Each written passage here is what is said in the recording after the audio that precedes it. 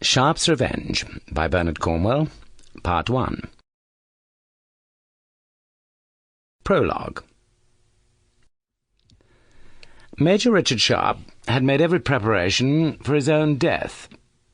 His horse, Sycorax, and his fine French telescope would go to Captain William Frederickson. His weapons would become the property of Sergeant Patrick Harper, while everything else would belong to his wife Jane. Everything, that was, except for the uniform in which Sharpe always fought. That uniform consisted of knee-high riding boots, French cavalry overalls, and a faded green jacket of the 95th Rifles. Sharpe had asked to be buried in that uniform. "If you weren't buried in those rags," Frederickson observed disdainfully, "they'd be burned anyway."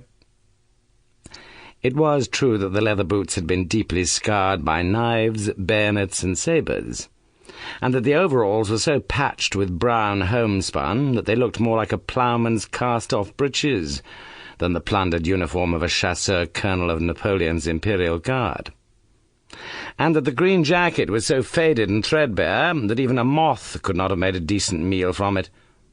But the clothes were still those in which Sharpe fought, and were therefore dear to him. He might have looked like a scarecrow in the old uniform, but wearing it for battle was one of his obsessive superstitions, which was why, on a cold March morning in 1814, and despite being miles from any enemy soldier, Sharpe wore the old clothes. "You'll have to take off the jacket." Frederickson, who understood Sharpe's superstitious attachment to the uniform, warned his friend. "I know." There was no detail of this morning that Sharpe had not rehearsed again and again in his mind. What would happen this morning was called grass before breakfast. It sounded innocuous, but it could well mean death. The two men stood on a low, grassy bluff above a grey and sullen Atlantic. A long and heaving swell was running from the west to break against the rocks beneath.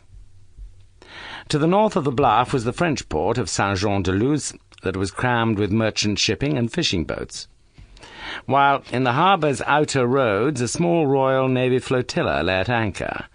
The flotilla consisted of 3 sloops, 2 frigates, and a great checker-sided battleship, the Vengeance.